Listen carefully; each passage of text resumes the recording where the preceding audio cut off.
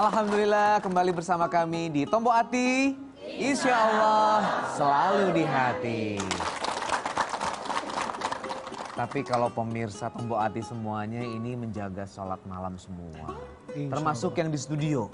Ya. Dan insya Allah kita mudah-mudahan dijaga. Semua pada bangun malam. Bangun malam. Ke belakang tidur lagi. Mudah-mudahan enggak, Syekh. Insya Allah, amin. Nah, keistimewaan dari sholat malam ini apa-apa saja sih, Syekh?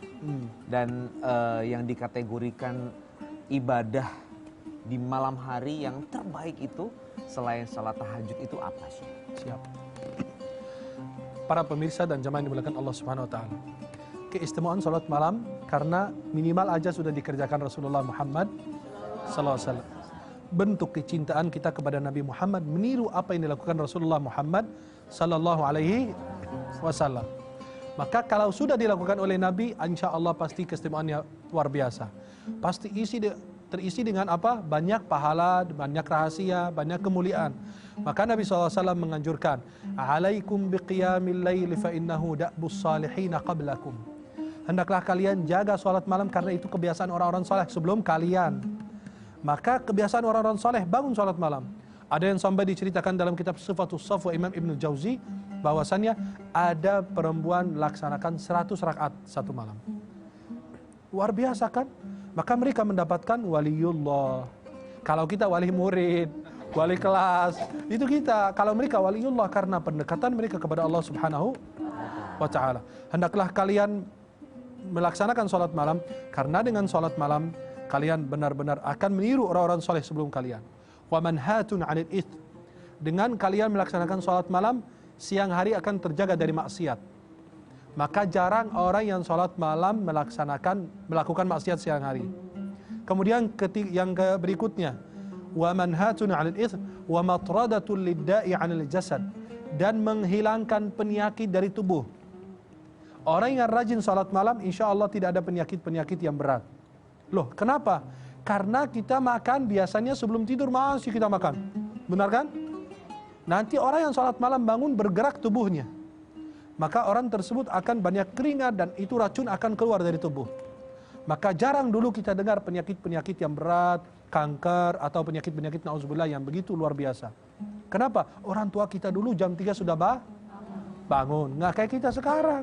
Jam 3 bangun, lihat handphone, tidur lagi. Orang tua kita bangun, buat apa? Buat benar-benar jaga sholat. Bukan hanya sekedar bangun, mandi tengah malam.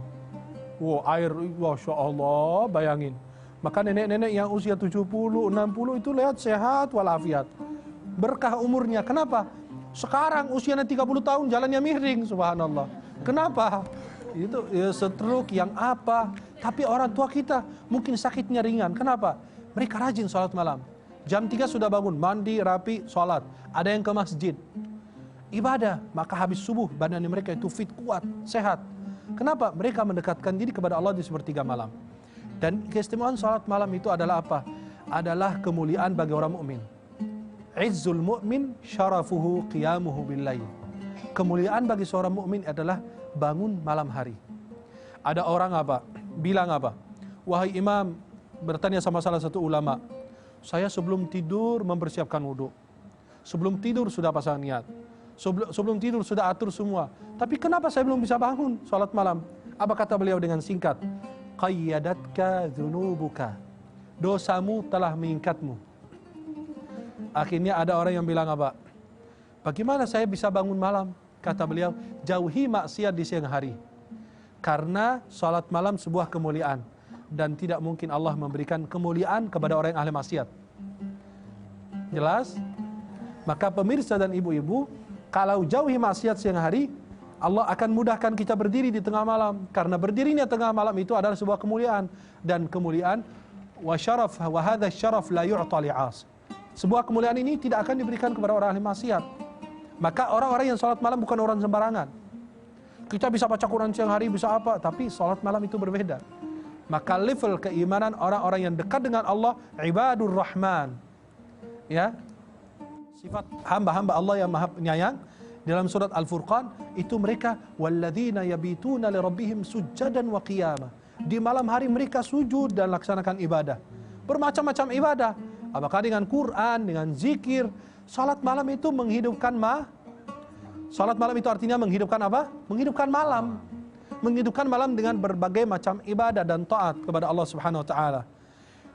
Dengan zikir, ada yang kuat zikirnya, ada yang kuat baca Quran, yang kuat salawat kepada Nabi Muhammad, ada yang kuat dengan salat. Yang penting mengisi malam hari dengan ibadah. Loh, terus gimana Rasulullah SAW mengerjakan salat tahajud? Seperti apa Nabi? Nabi SAW mengerjakan salat tahajud. Ada ulama mengatakan beliau salat 7 rakaat. Ada yang mengatakan bahwa beliau juga 7 rakaat, ada yang bilang 9 rakaat, ada yang bilang 11 rakaat, ada yang bilang mengatakan Nabi mengerjakan salat malam 13 rakaat. Manapun yang kita bisa kerjakan, kita bisa lakukan. Apakah kalau saya salat malam ini perlu saya keraskan suara apa? Saya coba-coba dalam hati. Boleh dikeraskan sampai kita mendengarkan diri kita sendiri, atau kita sembunyikan boleh. Karena Nabi SAW pernah lakukan ini dan juga Nabi SAW melakukan itu. Ya, dan lakukan salat malam itu di waktu sahar. Waktu di situ Allah Subhanahu wa taala kabulkan semua hajat, semua permintaan. Ibu-ibu yang bilang lemah, urusan ekonomi susah, iman lemah, sedang sakit, mengalami penyakit, anak Masya Allah. Selesaikan dengan apa? Salat 5 waktu, kemudian diakhiri dengan salat malam. Sahar itu Waktu sahar itu mendekati waktu fajar. Di waktu-waktu fajar. Sepertiga malam. Nah, sepertiga malam. Anggaplah dari jam 2-an. Jam 2 sampai fajar, sampai jam 4 lewat. Ya. Di situ kita bisa sholat dan beribadah mendekatkan diri kepada Allah Subhanahu wa taala. Dan ibu-ibu kalaupun dia permasalahan, saya yakin jangan dicoba sama Allah. Lakukan dengan penuh keyakinan, Allah akan kabulkan. Ada yang bilang apa, kok gaji saya, suami saya segitu terus, nggak pernah ada perubahan.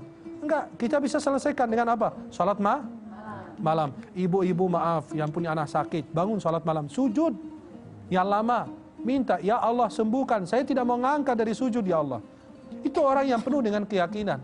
Ada orang ke Makkah, ke Baitullahil Haram di lantai 3 di Masjidil Haram pakai kursi roda. Karena dulu sehat, akhirnya tiba-tiba jatuh sakit, nggak bisa jalan beliau, pakai kursi roda. Di depan Ka'bah di lantai 3, dia lihat Ka'bah, dia bilang, ya Allah, aku nggak mau pulang dari Masjidil Haram sampai saya sembuh. Bayangkan keyakinannya begitu kepada Allah. Tiba-tiba beliau tertidur, kata istrinya. Lalu dia tertidur, tiba-tiba bangun berdiri. Bangun dari tidurnya itu langsung berdiri. Loh, anak dan istrinya terkejut dan mereka sampai meneteskan air mata. Ini kok bisa begitu? Itu orang yang penuh keyakinan dengan Allah. Jangan kita gampang putus asa rahmat Allah. Jangan karena baru sekali salat malam, ya Allah hajat saya belum dikabul, saya nggak mau salat malam lagi. Nah, maka kita bilang orang yang mau bangun salat malam, pasang niat, ikhlas, dan ada alarm atau ada suami istri saling membantu. Nah maka kata Nabi SAW, kalau mau istri kita yang kita cintai itu dicepret mukanya, ayo sayang bangun salat malam, jangan pakai ember air disiram. Apa suami kita dibangunin. Kadang-kadang istri kita bangunin, ayo sayang bangun salat malam. Habis itu dia tinggal tidur lagi. Nah, maka kita saling membantu untuk mendekatkan diri kepada Allah Subhanahu wa taala. Jadi saling membangunkan begitu ya. Iya. Ini sih jangan karena mimpi buruk gitu ya. Baru dibangunin, langsung bangun. Langsung ke sebelah lihat. Auzubillahi minasyaitonir rajim. Itu. Akhirnya suaminya jangan sampai begitu berantem gitu ya. Suaminya bangun salat malam juga. Kan begitu sih kalau mimpi buruk katanya ini ya. Betul, buang ludah. Iya, ke kiri 3 kali, tapi buang kiri. Begini ditiup saja 3 kali, bukan khutuf gitu ya, enggak, jangan. Apalagi seberah istri atau suami kita. Iya, balas dendam langsung. Iya, Masya Allah. Iya, baik. Syekh, sebentar lagi kita akan melihat ya, ada kiriman video dari pemirsa ya, seperti apa curhatannya kita akan lihat sama-sama, tapi sesaat lagi tetap di Tombo Hati, insya Allah selalu di hati.